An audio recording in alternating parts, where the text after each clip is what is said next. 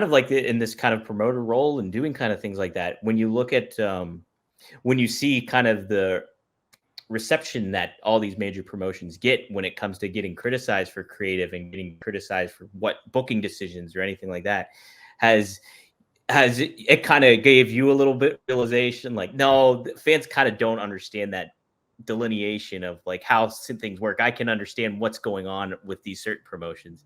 Does it kind of create more of an understanding there, if that makes sense? Very much, because I can see it both ways. I could see one end being I've been under creative tyrannical structure and power where I wouldn't really say this. Can I say this? Absolute no, no, no. And then I've been on places where creative freedom, where that allows people who are not really ready for it, or understand the point of the business to do, is being lost by you creatively being free to exploit the business or not do it properly. So there's a dichotomy, I guess, there. I could see, whether it's Tony or Trips, Billy, whoever's running TNA, like they invest a lot into the talent, so they should have the order and the structure and the final say. But what I've noticed too is that it's really easy to simply collaborate with the talent and get their perspective. Whether you agree with it or not doesn't matter because you can make the final call. But by hearing their ideas and their kind of like visions of themselves, you can better facilitate people to, yes, maybe this person's winning, going over, but in the same light, I can have this person get over in defeat by doing this. And then that is kind of the lost sauce of the business where something happens, everybody benefits one way. Like it's not about just who wins and what they do, but like what are the consequences in the context of losing that make you do something else? Right. See, like, there's been so many tournaments across the board when it comes to, AEW, WWE, all that stuff.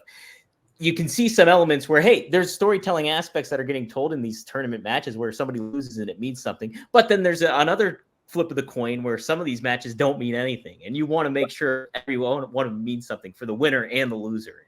And I think, too, like, talent sometimes feel rigid in the structure around them where if it's like you have an 8-minute match, like you can make it mean something if you tell the right story. And you can have a great match in 5 minutes. You really can. You can have a great match in 3 minutes. You can have a 5-star match in 8 minutes if you just do it right. Like, so if you're given nothing, sometimes I think it's the best thing. Like, we just want you to have an 8-minute match, he's over. Well, then I'm going to figure out how to make sure this all makes sense to me if they're giving me no direction. That's kind of the best place you can be if you creatively want to try yourself. So what's the story of the match? I don't know. I got real mad when the guy hip tossed and arm dragged me out of the ring that I kicked the steps and now my foot's broken. And so now I'm working the match with a broken foot.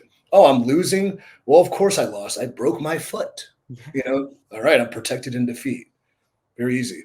And how do you convey that? Talk to the announcer. And when I kick the steps, I'm going to break my foot. Okay. They'll tell your story. Then, I don't know. It's a plausible way if you're doing the favor to kind of protect yourself.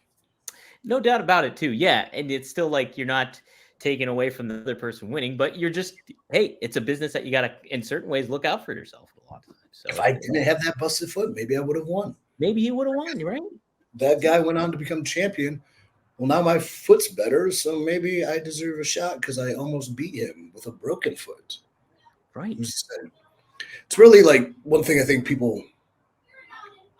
there's a hierarchy, I guess, of wrestling needs, I like to call it, where at the bottom of this pyramid, it's big. It means a lot. It's the wrestling. It's probably number 3. Above that, number 2 in your little triangle is the story. What is the story? And the top of the triangle, the most important part, are the characters. So if you have characters that people care about or hate, love, whatever, they're invested in, the story is pretty easy to tell, and the wrestling's going to be great no matter what. So yes, with great, you can have great wrestling, but if there's no story and the characters no one cares about, you're watching 2 dudes in underwear slap each other and hit each other and drop each other on their head, which is cool, but it's not great. Mm-hmm. You need to make a shirt or an actual chart that has that, I think. I think I do. Yeah. I need a graphic designer. Okay. I'll get the guy that did the Illuminati triangle. That'd be cool. There you go. Get it. I'm sure he's easy to get a hold of. There we go.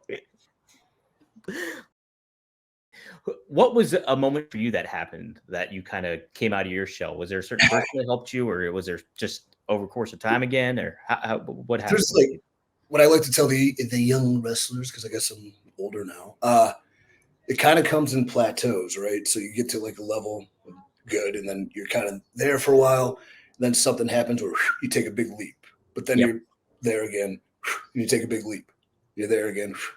So it's a lot of arduous work over a long period of time before you like see a significant jump. But when they happen, it's very noticeable. I can think of a couple. One being maybe wrestling Daniel Bryan on NXT, where like I came up through FCW, so we wrestled each other all the time and stuff like that. But like now I'm in the WWE, but we're still on NXT wrestling the same guys I've wrestled with for 3 years in Florida sweat boxes. We're now wrestling a world-class talent. I'm like, oh, I see now.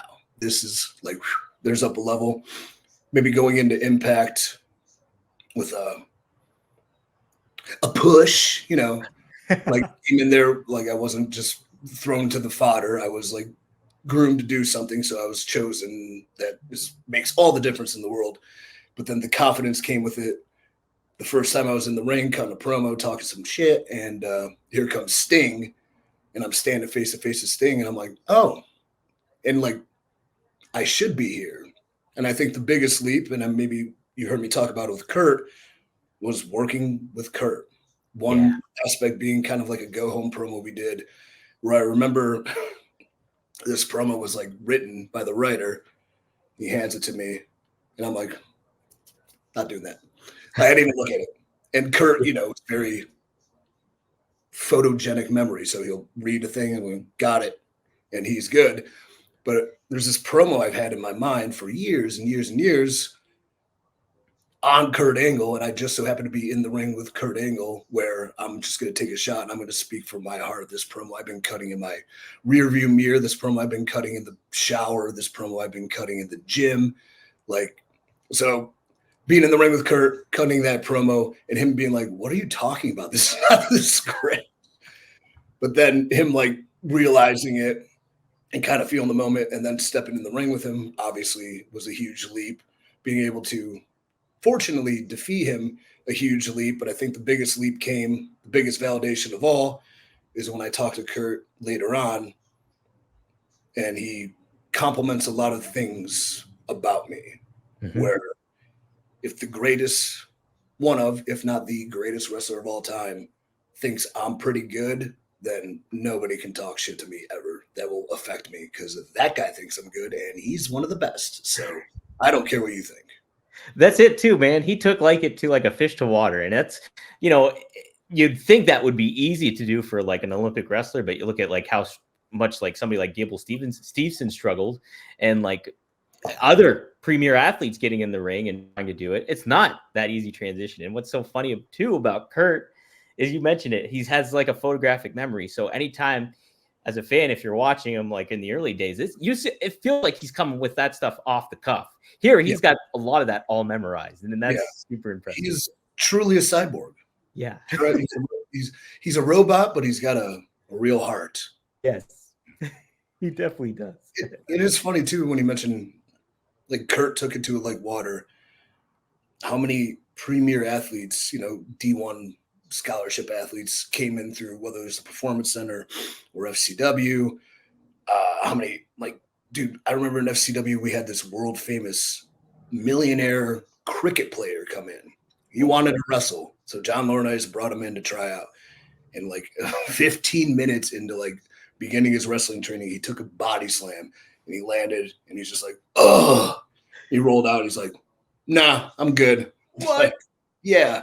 And then there's like these like gigantic NFL caliber linemen are coming in, and you know, I'm a good athlete, but like I didn't play in the NFL, but like they're in my turf now, and you're running circles around these premier athletes, blowing them up and doing things, because what we do is so, I don't know, intricate and unique. and it requires a different set of athletic skills and a different set of performance skills, obviously. So, yeah, Kurt took to it. Very few do, and I think there's just an innate thing inside where people get it or they don't. Yeah.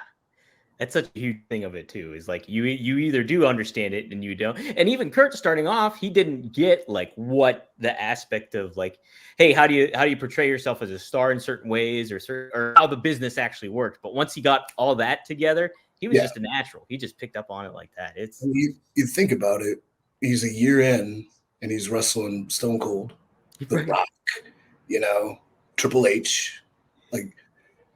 That is a crash course in like high level education in this shit. So. It really is. You can't get that's baptism by fire right there. True. Yeah. Let me see here. Yeah, just being the NWA champion and everything.